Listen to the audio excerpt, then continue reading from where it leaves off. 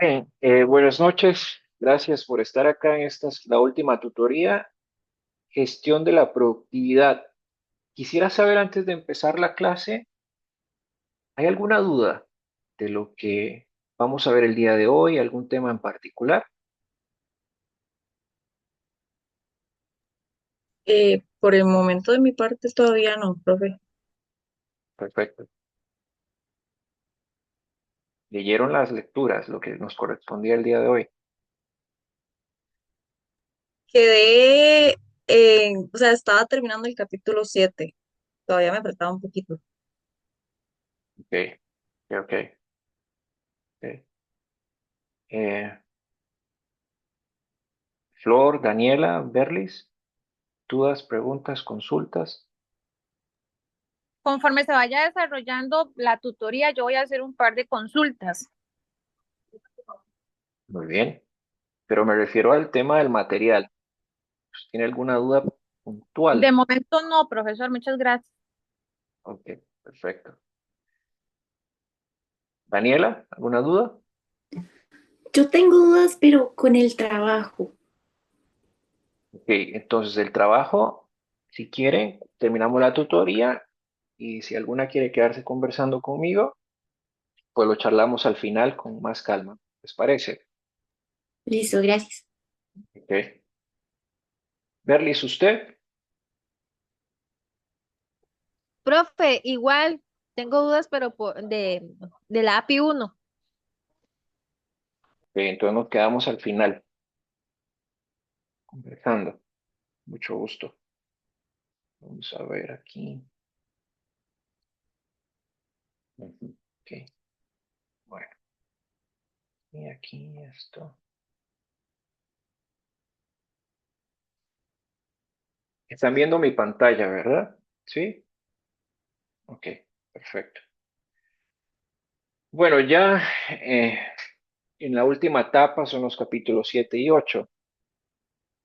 Hoy traje algunos desarrollos en R para que vieran en la práctica, más allá de usar Excel, eh, tabular en hojas de registro, de verificación, bueno, cómo se ve en un entorno ya más automatizado, que es importante de cara a lo que ustedes van a enfrentar en el mercado laboral en los próximos meses o años. Y entiéndase hoy. De esto ya está hablando el mundo de la ciencia de datos y de entornos de aplicativos que nos permiten automatizar ciertos procesos o inclusive detectar patrones que antes estaban ocultos a simple vista del ojo humano. En los capítulos 7 y 8 me motiva a hablar primero de un tema que se destaca muy ampliamente y es la innovación. Yo quisiera que para efectos prácticos, porque no hay un consenso todavía de lo que significa innovación en el mundo, innovare viene la palabra griega que implica novedad, eh, algo nuevo. Se habla del tema de innovación de los 1900 con Joseph Alois Schumpeter, que hablaba sobre el proceso de destrucción creativa. Pero inclusive desde los 1800 ya un economista hablaba sobre la necesidad de hacer las cosas distintas. ¿Por qué? Porque el mundo cambia. Entonces, en ese sentido, yo quisiera que usted le preste mucha atención a esta lámina porque creo que le va a servir en su cotidianidad de lo que significa innovación.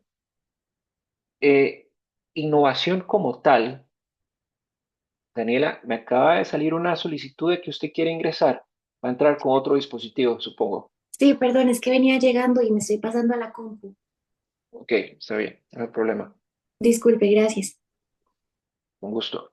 Entonces, como lo decía, quisiera que ustedes recuerden que innovación lo vamos a hablar como un hecho, una idea y un acto que genere valor, destacando tres características claves que son muy importantes: que sea frugal, que sea eficiente y sobre todo que haya un valor percibido sobre lo que se realice. Vamos a desglosar estos conceptos para entender cómo aplicarlos en un contexto empresarial y sobre todo en la gestión de la productividad. Si hablamos de un hecho y un acto, eh, yo quisiera que lo entendiéramos, que todo comienza con una idea, que al final parte de un hecho, y esta idea, sin embargo, debe ser llevada a la práctica para que se convierta en un acto que genere un cambio real en la organización o en la vida de las personas. La diferencia entre una idea y un acto es crucial y es importante entenderla en todos sus sentidos. ¿Por qué? Porque una idea por sí sola no es suficiente para innovar. Requiere acción y ejecución. Pero, a ver, la acción es lo que verdaderamente le da sentido a esa idea y la relevancia en el mundo real. Si hablamos de lo que es la generación de valor como tal, la innovación, que sea en producto, en mercado, organizacional, en mercadeo, etcétera, debe aportar un beneficio tangible o intangible. A ver, y esto puede significar, óigame bien aquí, desde mejorar la calidad de un producto, reducir costos, aumentar la eficiencia, que también es muy importante, o sobre todo lo que el mundo hoy destella y es cómo crear experiencias satisfactorias para los clientes. Por ejemplo, ustedes en sus organizaciones o en sus lugares de trabajo, ¿cómo crean una experiencia satisfactoria? ¿Por qué el cliente tiene que regresar? ¿Por una necesidad o porque vivió un momento memorable? Sin embargo, muchas veces dejamos desapercibido el significado del valor generado. Y este debe ser perceptible y significativo para cualquiera que esté involucrado. ¿Por qué? Porque pretende resolver un problema existente o ofrece una mejora sustancial a lo que ya existe en el mercado. Entonces, en el trabajo de ustedes, muchos presentaron un diagnóstico y hablaban de la empresa, pero ¿cuál era el problema realmente que querían atender? ¿Cuál es verdaderamente esa situación que entendieron desde el marco de la productividad y cómo pudieron justificarlo y analizarlo? Algunos incorporaron muchas tablas, otros incorporaron prosas de texto extensivo, eh, pero con muchos vacíos de por medio. Siguiendo de la mano del concepto de la innovación, que es importante entenderlo, llega lo que es la frugalidad. Ser frugal implica lograr resultados significativos con recursos limitados. Y la frugalidad es esencialmente relevante, ni siquiera necesaria, relevante en lugares donde los recursos son escasos o en mercados que están con una rápida dinámica evolutiva. Y acá es importante optimizar los recursos. Ejemplos de innovación frugal podríamos hablar de muchos, pero hablemos de aquellas que son económicas pero efectivas, como el uso de materiales alternativos, tecnologías de bajo costo, atención de servicio al cliente por medio de chatbots, por ejemplo. A ver, no porque sea grande o sea pequeño, es o no innovación. Lo que tiene que recordar siempre es que sea novedoso y que genere valor. Y en esta tesitura de la conversación llegamos al tema de la eficiencia. La eficiencia en la innovación se refiere a la capacidad de lograr el mayor impacto posible con el mínimo desperdicio. Vuelvo a decirlo. Innovación, mayor impacto con el mínimo desperdicio de los recursos. Y acá estamos hablando desde optimizar procesos, mejorar los flujos de trabajo y asegurar que cada etapa contribuya a lo que el cliente realmente está esperando. Y esto sobre todo nos lleva a la relevancia en la competitividad. Una innovación frugal y eficiente, ¿qué permite? Permite competir y sobre todo ofrecer productos y servicios en mercados con una dinámica tan cambiante. Empresas como por ejemplo Toyota en el ámbito de la manufactura o empresas tecnológicas que se desarrollan en Silicon Valley, por ejemplo. Toyota revolucionó la industria automotriz con su sistema de Lean que eliminó desperdicios. También habíamos hablado de ello en las tutorías sobre el tema del Kaizen. Si yo les preguntara hoy, ¿qué es Kaizen? ¿Qué me dirían? Eso escuchar a Daniela. Daniela, ¿qué es Kaizen?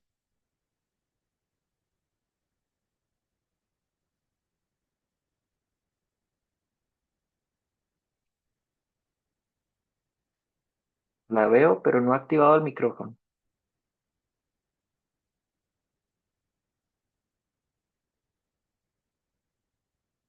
Daniela, ¿está por ahí? Sí, ahora sí ya. Que se me perdió la pantalla. Es Kaizen. Kaizen es como un sistema que se usa para ir haciendo como pequeñas mejoras en la empresa, Bueno, para, ok, ¿para qué? Ujú. como para eliminar como malos procesos o procesos que eran ineficientes o problemas, o más o menos.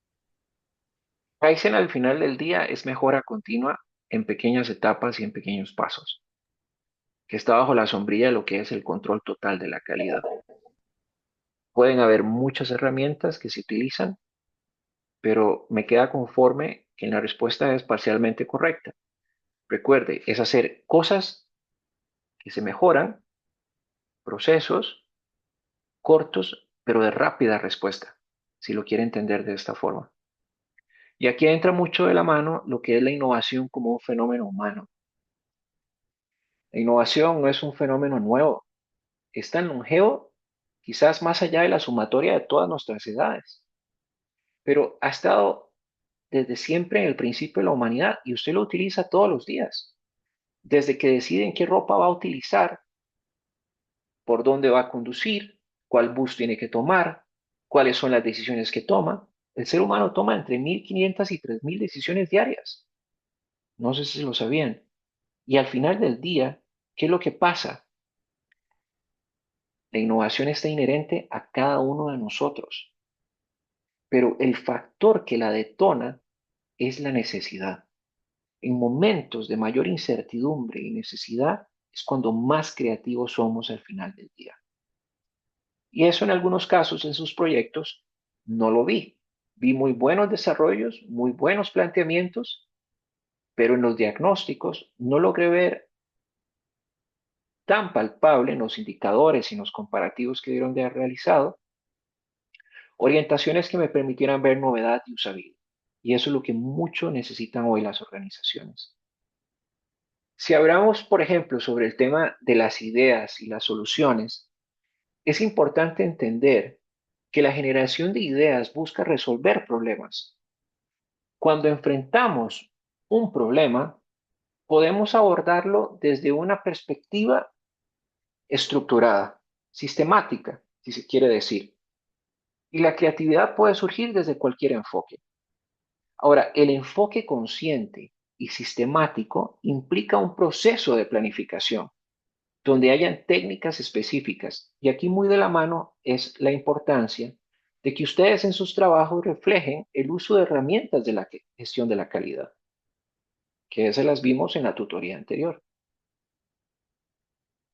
Luego, si hablamos, por ejemplo, de la importancia de la cantidad y la diversidad de ideas, para resolver un problema de una manera más eficiente, ups, necesitamos tener, vamos a ver, no, esto no es, aquí. Necesitamos tener la mayor cantidad de soluciones posibles. Y la diversidad de ideas es lo que nos permite entender diferentes puntos de vista. Y esto es para que no pase ningún detalle desapercibido.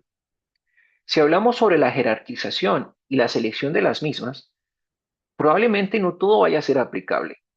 Y aquí dependerá cómo usted pondere la idea que usted trae a la mesa.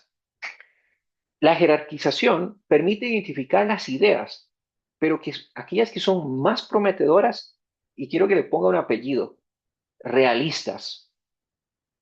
Porque usted puede tener una idea muy filosófica, pero al final del día no es realista. Y aquí es donde las grandes organizaciones se quedan estancadas.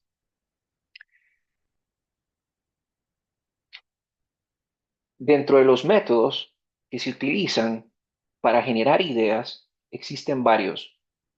Podemos hablar sobre la lluvia de ideas, podemos hablar sobre el Scamper. El Scamper es una metodología que busca responder a las siguientes preguntas. No sé si las quiere copiar o las tomará de la tutoría posteriormente.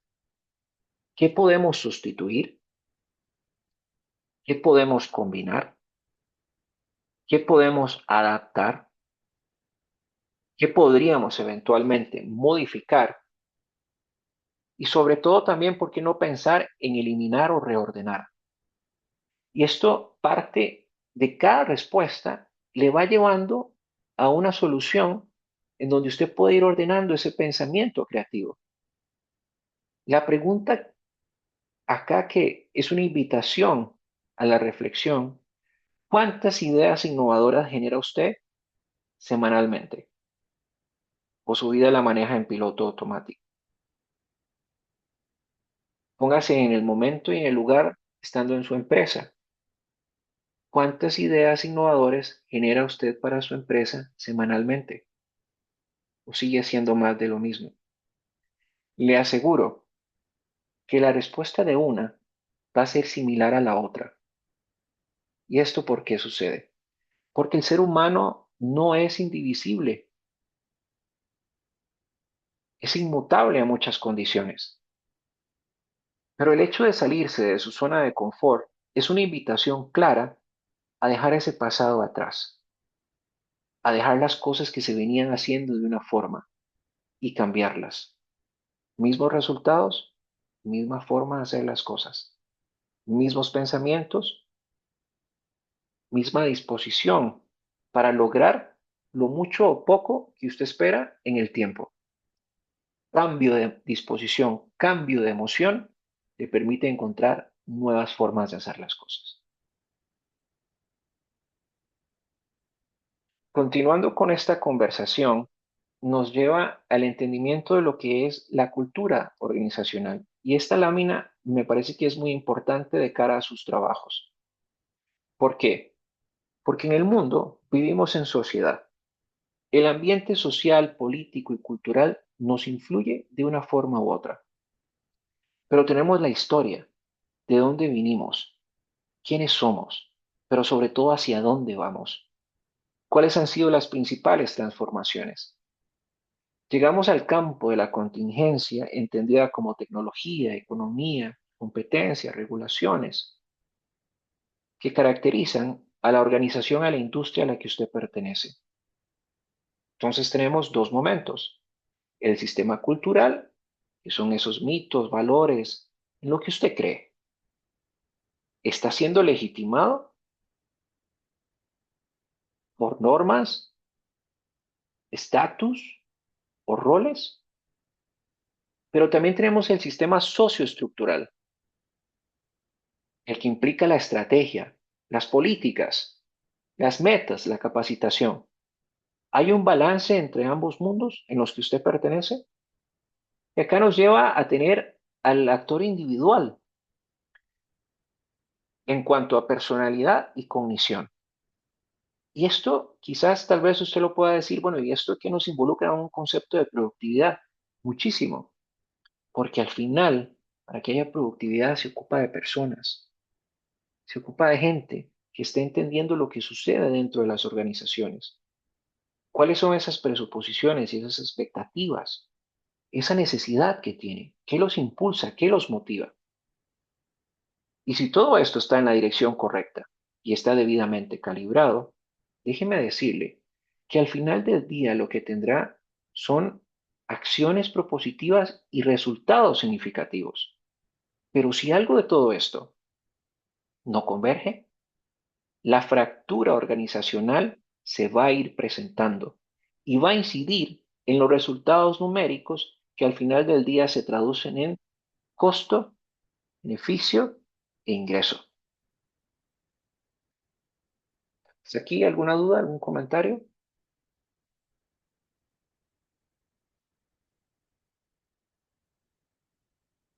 ¿No? ¿Todo De bien? mi parte, no, profesor, todo claro hasta el momento. Bueno, muy bien. ¿Qué es cultura organizacional? Eh, Hay que resaltar el rol en la formación de actitudes y comportamientos dentro de una organización. La definición de la cultura organizacional como un orden social tácito significa que no siempre es explícita o escrita, que no existe un documento, un libro que diga cómo tenemos que comportarnos, pero está presente en todas las interacciones. Hay códigos ya establecidos y podríamos identificarlo a partir de una red de normas, valores y comportamientos que se transmiten y se refuerzan a través de las acciones de cada uno de sus miembros. Este orden social crea un sentido de identidad compartido y permite a todos los colaboradores entender qué se espera de ellos. De la influencia en el tema de actitudes y comportamientos, también es cómo nos comportamos y no, cómo nos relacionamos dentro de una organización. Hay algunos comportamientos que suelen ser duraderos y de amplio alcance, otros van aminorando dependiendo de cómo se va construyendo la organización en el tiempo. Este punto es muy importante porque a través de la cultura es donde las empresas logran alinear todo lo que han escrito en su plan estratégico y operativo para alcanzar los resultados esperados. Pero si hablamos también de lo que son las normas culturales y su rol en definir lo que es aceptado y rechazado, pucha, nos daría todo un mes para poder hablarlo. Entonces voy a tratar de sintetizarlo en lo siguiente. Una norma establece lo que es aceptable o inaceptable. Y esto puede ser explícito o no explícito. Pero ¿qué sucede si no es explícito? La gente tiene que interpretarlo. Pero también qué comportamientos pueden ser alentados o desalentados como tal. Y aquí es donde las normas culturales ayudan a crear ambientes de trabajo donde haya un balance entre la vida y lo que hacemos dentro de las organizaciones. Y esto genera seguridad psicológica. Pero también todo este alineamiento tiene que estar alineado en lo que necesitamos como seres humanos y entre lo que creemos. Cuando una organización se alinea adecuadamente con los valores, impulsos, motivaciones de las personas, se crea un ambiente donde éstas pueden desarrollar su máximo potencial. Y esto se lo pongo de esta forma. Imagínese que usted va a una fiesta y llega a un lugar donde a ninguna de las personas usted le habla. ¿Qué va a suceder? Probablemente se va a sentir retraído o retraída. Pero en cambio, si usted llega a un lugar y a pesar de que no conoce a estas personas, estas interactúan con usted de una forma muy amable, probablemente usted entablará una que otra conversación y ahí las cosas sucederán. Y esto es lo que a veces sucede dentro de los espacios de trabajo. No hay conversaciones generativas, hay conversaciones transaccionales. Deme y yo necesito, yo le doy para que usted haga. ¿Y en qué momento conocemos lo que le sucede al otro? En ningún momento. Y eso hace que el juicio de la confianza se resquebraje poco a poco. Por su parte, si hablamos también de los niveles de la cultura y su interacción organizacional, en primera instancia están los artefactos. ¿Un artefacto qué es?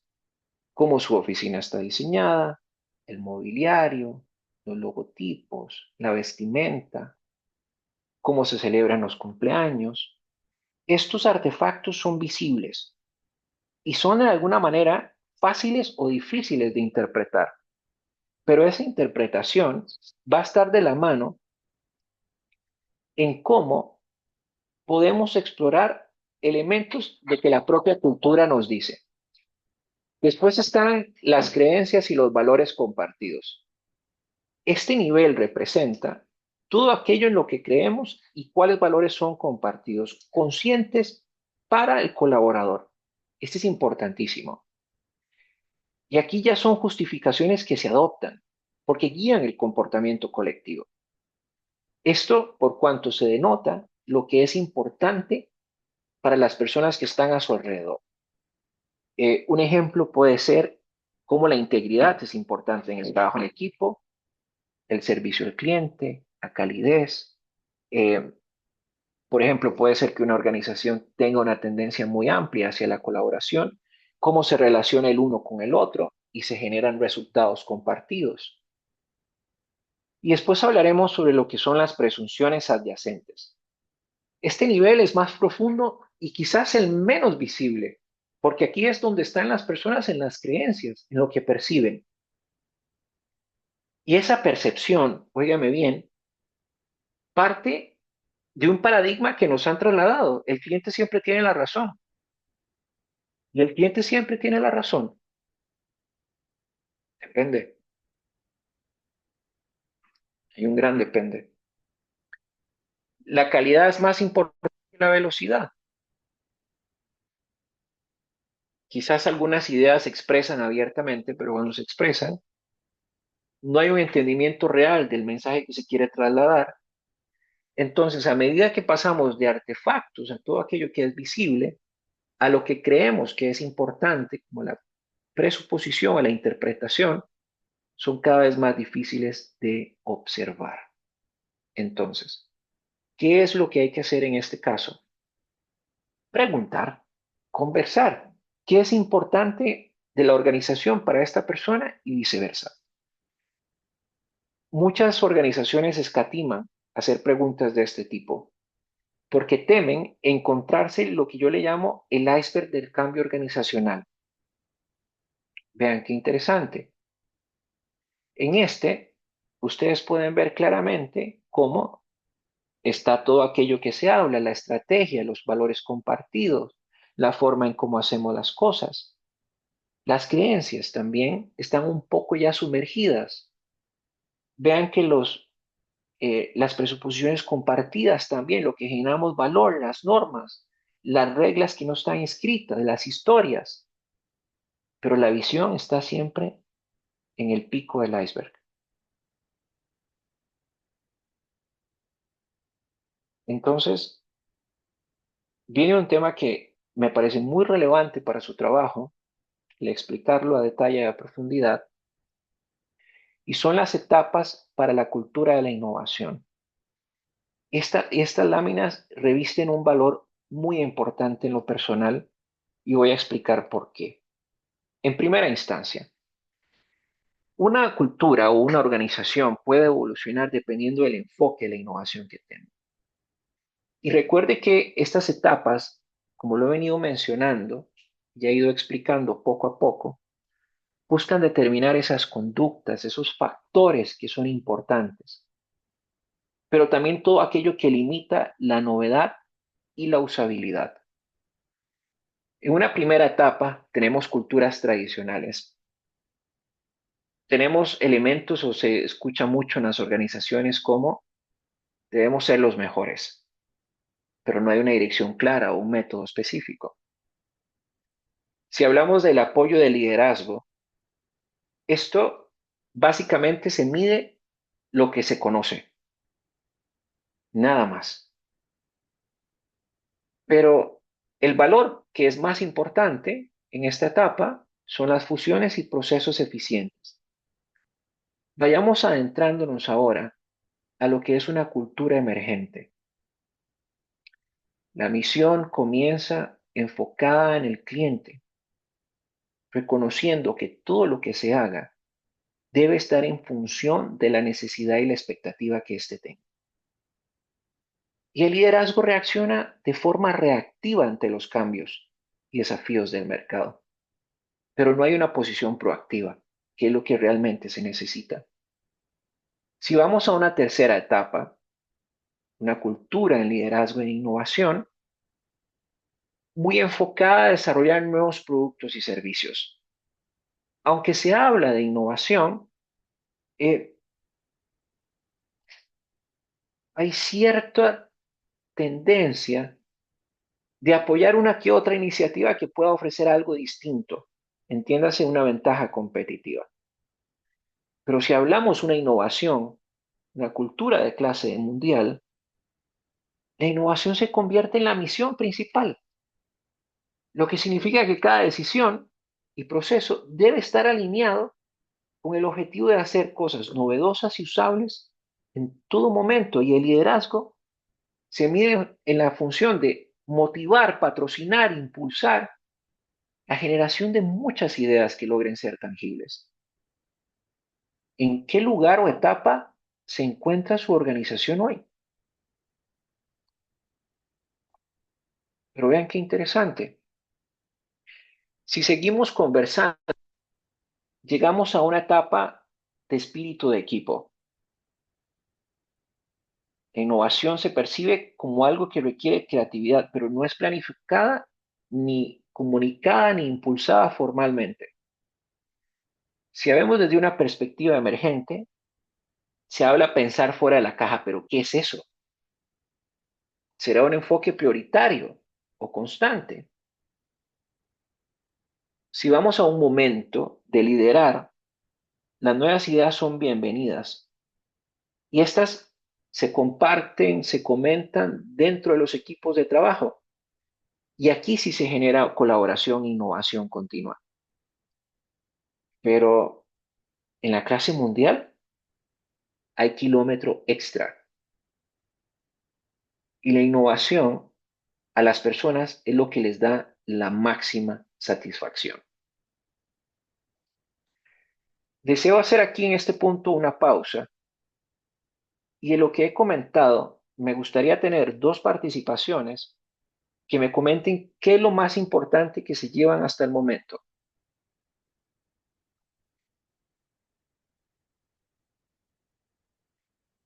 Revisen sus apuntes.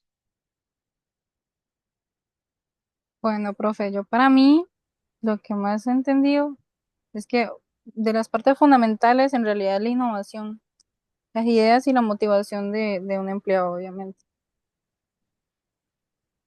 Ok, muy bien, muchas gracias. ¿Qué más?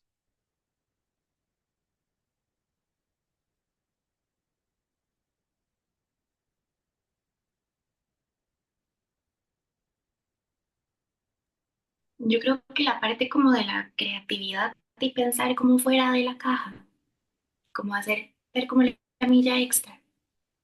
Ok, ok, está muy bien. Entonces, llegamos a un punto. ¿Cómo fomentamos la innovación? Eh, esta lámina, yo no sé si usted quiere tomarle una foto, quiere tomarle un screenshot. Es muy importante porque al final del día están las dimensiones de la innovación, que habla sobre la visión de la innovación, la creatividad, el impulso de desarrollar nuevas ideas, el conocimiento, capacitar, que es importante, la confianza, el cambio y el riesgo. Y así cada uno de ellos. Pero hay algo del que yo quiero enfatizar y es que siempre hay algo más que puede hacerse, algo más que puede hacerse distinto en materia de conocimiento, algo más que puede hacerse en materia de confianza, algo más que puede hacerse en materia de cambio. La gente habla de cambio, pero somos partidarios del cambio. Nos gusta el cambio. Hablamos sobre el riesgo, pero tenemos una alta propensión al riesgo o una baja propensión al riesgo. Entonces, si aterrizamos todo lo que hemos hablado hasta el momento, llegamos al problema de la administración. ¿Y cuál es el problema de la administración? Desde una perspectiva de Kaizen, que recuerden que es el método japonés de mejora continua. Kaizen es el inicio del problema. Kaizen comienza con la identificación de un problema. En sus trabajos lo más importante es identificar ese problema. Y aquí también hay que reconocer de que existe una oportunidad, un desafío. que debe ser abordado. En el enfoque de Kaizen, un problema no es visto como algo negativo. Y aquí quiero romper un paradigma. Si usted tiene un problema, me gustaría que lo viera como una oportunidad. Y nos lleva a otro lugar, el reconocimiento organizacional.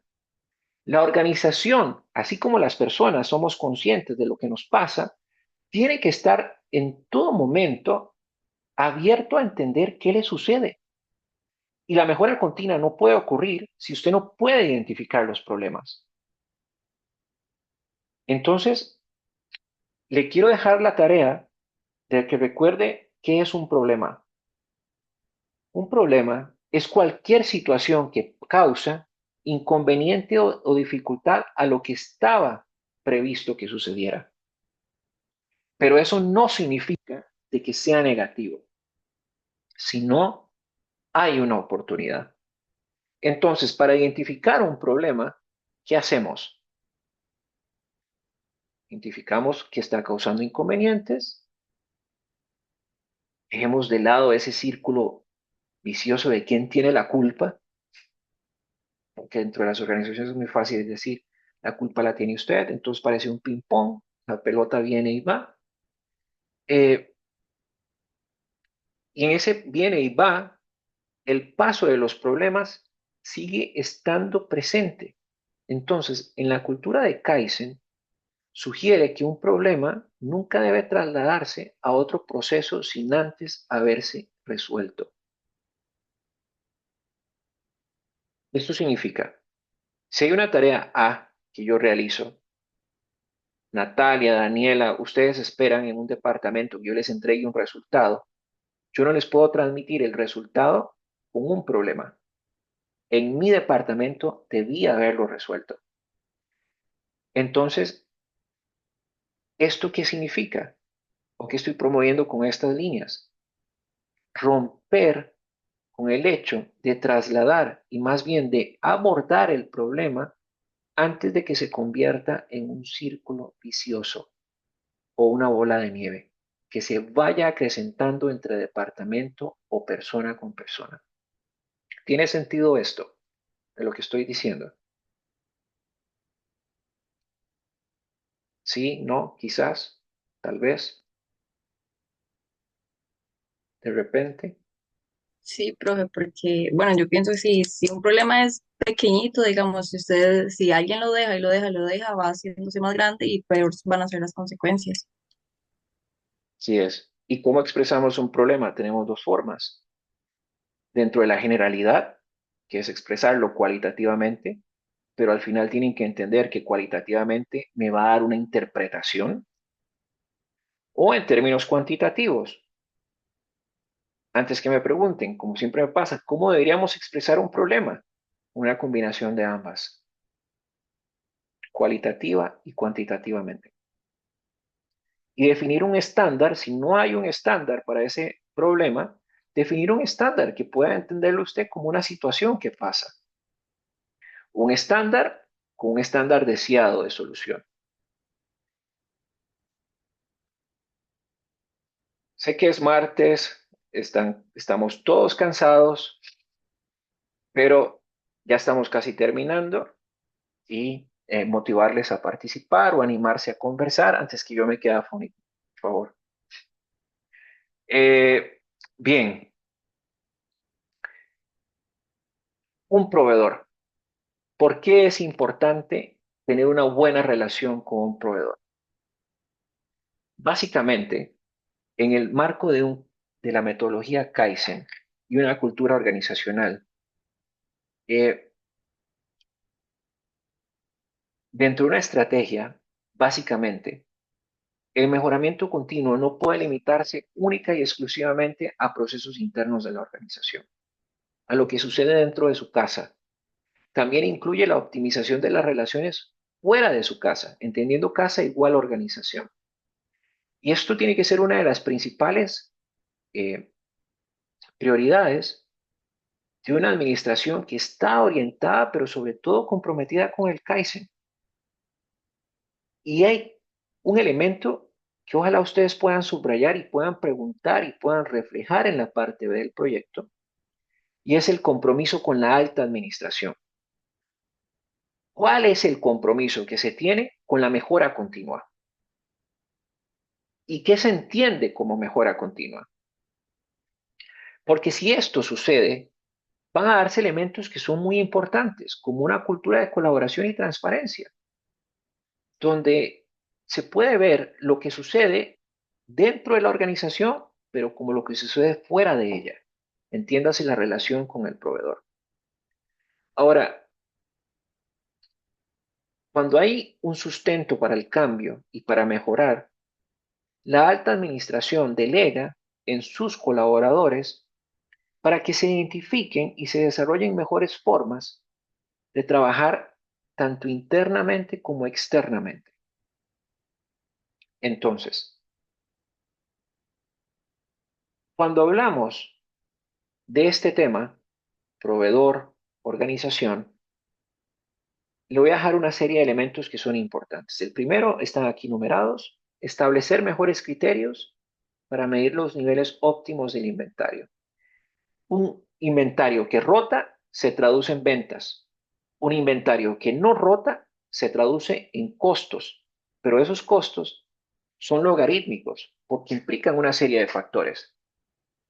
Mantener infraestructura, recursos, tecnología, y dependiendo de lo que usted pueda consignar dentro de su organización como baja, media o alta rotación, eso se traducirá en dinero, para bien o para mal dentro del estado de resultados. Como segundo punto, hay que desarrollar fuentes de abastecimiento. Tener varias fuentes de abastecimiento lo que significa es tener varios proveedores, no solamente casarse con uno. Ahora, ¿es importante casarse con alguno? Sí, si este es el que tiene la mejor calidad que le puede brindar a partir de acuerdos de niveles de servicio. Pero si esos acuerdos no están suscritos y hay otros proveedores con una mejor calidad o similar a un precio más óptimo, dependerá de la estrategia que se haya definido y por lo que la empresa desee competir. Continuando con esta conversación, hay que mejorar la forma en que se colocan los pedidos. A ver, y quizás esto pueda sonar algo muy intuitivo y algo de alguna forma con una cierta lógica, pero si se logra optimizar el proceso de colocación, permite planificar entregas y sobre todo la producción de una manera más eficiente.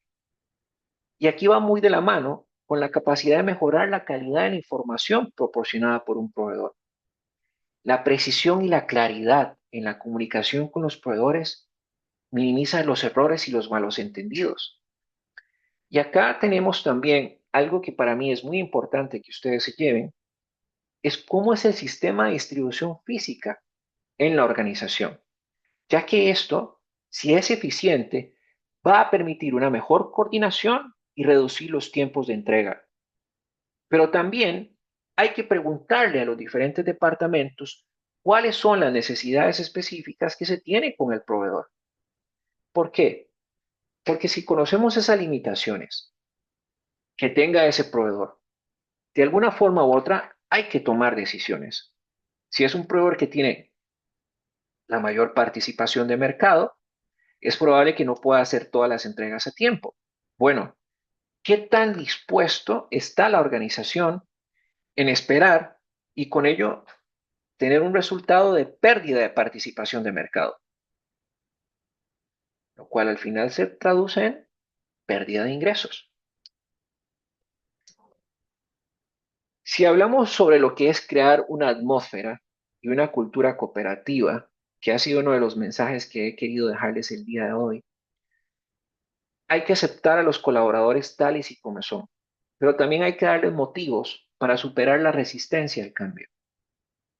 En Kaizen y una cultura cooperativa van de la mano en aquel que se puedan establecer compromisos. Básicamente es esto. Y se comprometan con la mejora continua. Y para ello hay una serie de etapas. En primera instancia, esfuerzos constantes para mejorar las relaciones internas, entrenamiento y una educación que vayan de la mano a la industria y a la participación que tenga en el mercado, tanto en el corto, mediano y largo plazo. El fomento de líderes informales, entrenar al jefe para mejorar esa relación con su colaborador. Y aquí, donde el lenguaje, al ser el ser humano un ser lingüístico, somos generativos y con ello creamos realidades. Y sobre todo también el promover los espacios de balance entre la vida y el trabajo. Pero lo que no se mide, no se controla. Entonces, para ello, necesitamos tener metas de mediano y largo plazo. ¿Por qué metas de mediano y largo plazo y no de corto? Porque recuerde que el Kaizen son mejoras que se traducen en mediano y largo plazo, en contraposición con la cultura occidental, donde se buscan más resultados en el muy corto plazo. Luego tenemos que estar evaluando esos problemas que suceden dentro de la cotidianidad. Ahora, tal como lo dice ahí, las metas que fueron declaradas tienen que ser concretas y específicas. Y sobre ello, tenemos que tener un registro de una tendencia sobre lo que sucedió anteriormente en comparaciones interanuales entre diferentes indicadores y comportamientos para conocer la evolución o decrecimiento organizacional, propiamente en la forma de trabajar internamente. Hay unos requisitos que son importantes para el despliegue de una política de metas. Algo que yo también esperaría que ustedes puedan plasmar en su trabajo. El entendimiento claro de cada rol de las jefaturas superiores, en este caso le quisimos poner, puede ser gerentes. La claridad de cómo se va a medir esa meta y cómo se va a controlar la meta, quiénes son los responsables, quiénes son los involucrados, de qué información se va a alimentar la misma, y tenemos que buscar la forma de mantenerlo y pues darle ese seguimiento y establecer las pautas para dar un proceso periódico de revisión sobre el seguimiento y avance de las metas, que eso es algo que muchas veces dentro de las organizaciones hoy en día se carece.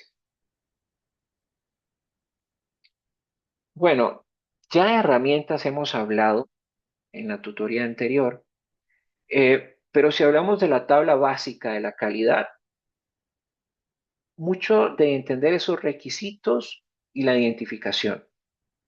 Si hablamos de tablas básicas de ingeniería de producción, muy orientada a la parte tecnológica y cómo hacer cosas distintas para producir más rápido a bajo costo. Si hablamos de tablas individuales de calidad, aquí es algo que me interesa mucho profundizar, porque en sus trabajos no vi comparativos con lo que están haciendo otros competidores de la organización a la cual ustedes estaban haciendo ese trabajo. Siempre hay datos, siempre hay formas de relacionar. Probablemente usted no va a encontrar un mismo indicador que se llame en una empresa como en otro, pero puede hacer correlaciones y esa correlación la puede justificar. Tablas de ingeniería de producción individual, mucho de entender si esa manufactura que está disponible, cómo la tecnología coadyuva o no coadyuva. Y si es en función de un operario o es automatizada, cómo vamos a medir los progresos y los avances según corresponda. También están las tablas del aseguramiento de la calidad, de la planificación de la inspección, de la planificación del proceso, mucho de requisitos, de inventario, de tareas que se requieren, hoja de estandarización del trabajo, cómo al tener un flujo de trabajo debidamente identificado, la información en los diferentes puntos de toma de decisión, cómo se va a controlar y cómo se va a medir. Y bueno, la tabla para la encuesta de la calidad, que hoy en día se ha ido automatizando. Probablemente ustedes entren a una tienda y recordarán, seleccionen una cara de cómo fue atendido en esta experiencia, pero eso puede ser muy subjetivo dependiendo al estado emocional de la persona o cómo llegó al lugar de servicio o recibió el producto. ¿Qué tiempo se necesita para que se muestren los beneficios de Kaizen? A ver, según Ishikawa, los beneficios del Kaizen están en un horizonte de 3 a 5 años. Por eso hablamos de metas de de mediano y largo plazo. Si vemos desde una perspectiva de Kenzo Sasuaka, este era un poco más optimista y algunos veían en conjunto con él que los resultados podrían ser de 2 años. Eso ya es en una empresa que tenga un alto grado de madurez sobre lo que es la gestión de la calidad y la mejora continua. Pero si vamos a lo que dice, por ejemplo, Yotaro Kobayashi, que fue el presidente de Xerox en su momento, cuando Kaizen se enfoca en una meta específica, mejorar el producto, aumentar participación de mercado, no siempre se logran los resultados. Sin embargo, él consideraba que a pesar de que no se logran los resultados, hay un aprendizaje de cosas que no se deben de seguir haciendo dentro de la organización. El tema es cómo se está recogiendo esa información y comunicando a todos para no caer en la misma dinámica organizacional. Ya hemos hablado sobre el compromiso y sobre el hecho de priorizar, pero lo que sí es claro es que el Kaizen no promete resultados inmediatos, pero el beneficio se materializa de una forma sustancial con el tiempo. Y esto dependerá mucho del enfoque y la dedicación de la empresa. Y para ello hemos hablado de liderazgo, hemos hablado de herramientas, hemos hablado de innovación, hemos hablado de muchas cosas en estas tutorías. Pero sin embargo, el verdadero valor, recuerde, aparece a largo plazo, con mejoras que son sostenibles para destacarse frente a cualquier competidor. Y bueno, dentro de la organización, siempre he creído, y les quiero dejar esta frase, me parece muy importante. Se necesitan personas sin miedo a la diferencia y aquellas que tengan confianza en que las cosas van a funcionar y fluir. En caso de ser lo contrario, hay que reconocer que eso no es posible, ya porque en ese preciso momento se deja de aportar valor. Bien, ¿hay alguna duda en esta parte?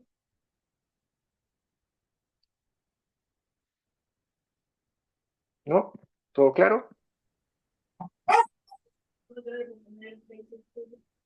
Ahí me salió el perro ladrando, diciéndome que sí, que estaba claro.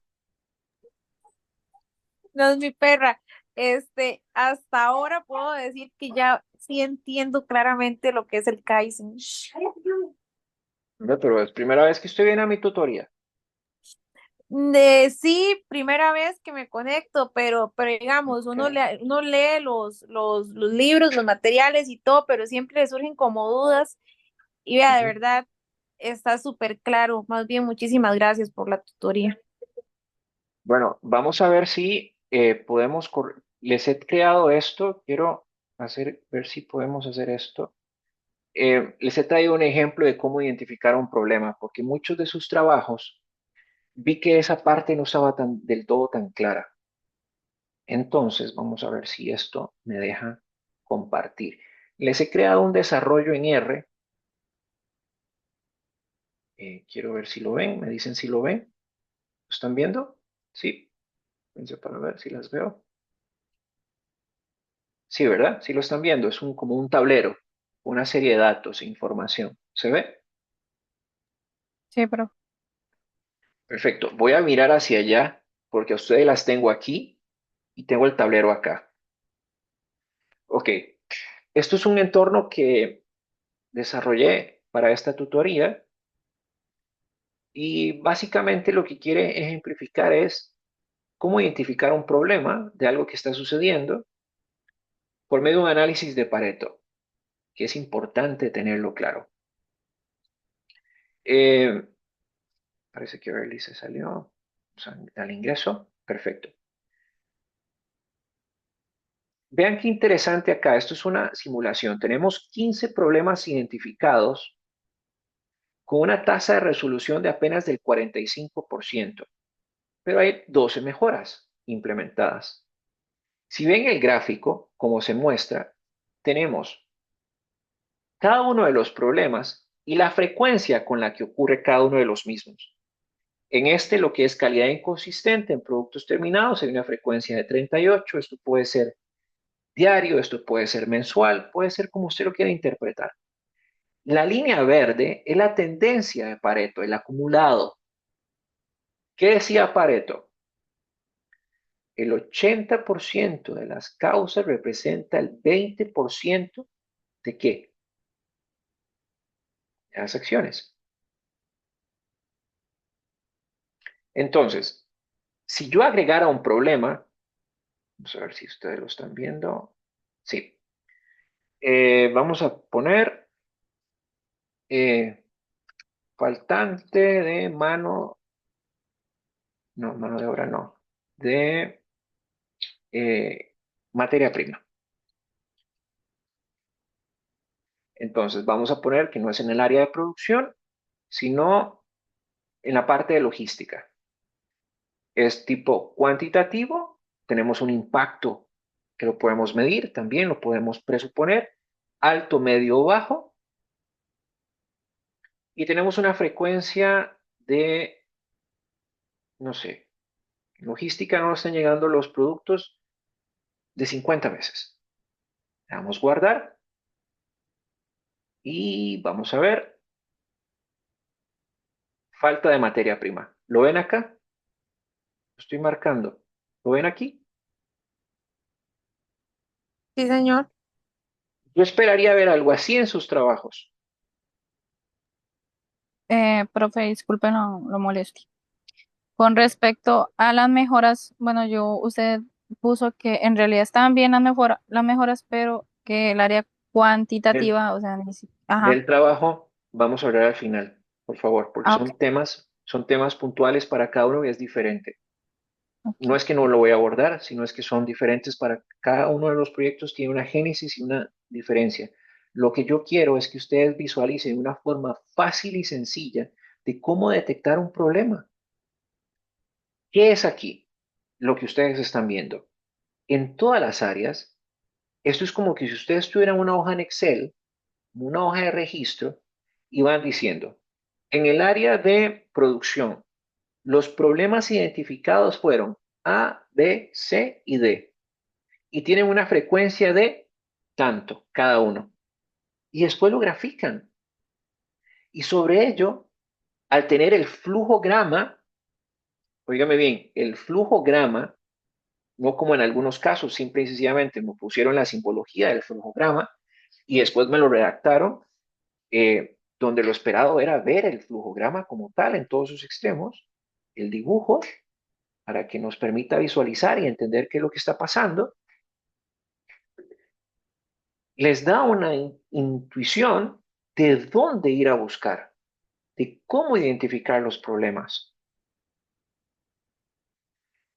Cuando identifico el problema, me da el espacio de hacer un diagnóstico más asertivo, más claro, y sobre ello también proponer los indicadores que necesito, ir a ver las causas raíz de qué es lo que está sucediendo.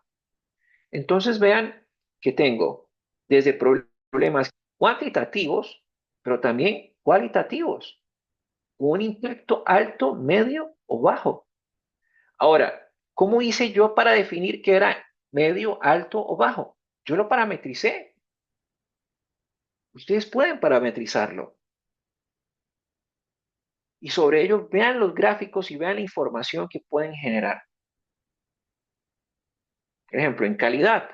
El problema que se ha identificado es calidad inconsistente en productos terminados. Si hablamos de administración, errores frecuentes en documentación de envío. Si hablamos en recursos humanos, falta de capacitación en el uso de maquinaria nueva. Si hablamos de procesos, procesos redundantes en aprobación de documentos. Si hablamos de servicio, quejas frecuentes de clientes por tiempo de entrega. Si hablamos de logística, errores de inventario en almacén de piezas, y aquí está el faltante de materias primas. Vean que este, por ejemplo, asume la mayor cantidad. Entonces, ¿para qué inventar indicadores por indicadores cuando pueden tener la data y la data traducirla a un indicador? ¿Tiene sentido esto? Esto es lo que hemos visto, solo que ya con un caso real. Ficticio, con datos, pero si tuviéramos datos lo podrían perfectamente desarrollar en este mismo entorno. ¿Se entiende este ejemplo?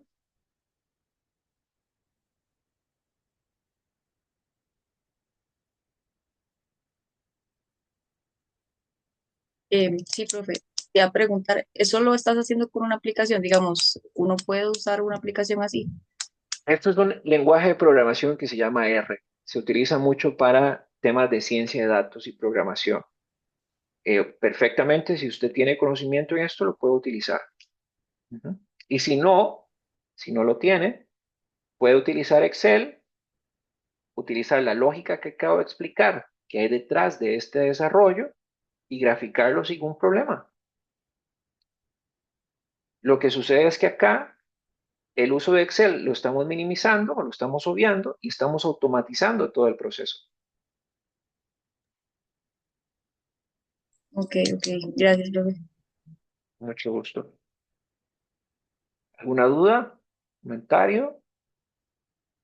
¿Está claro? Sí, no, quizás.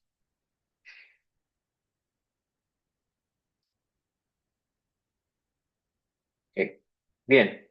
Entonces, primeramente, gracias por conectarse hoy.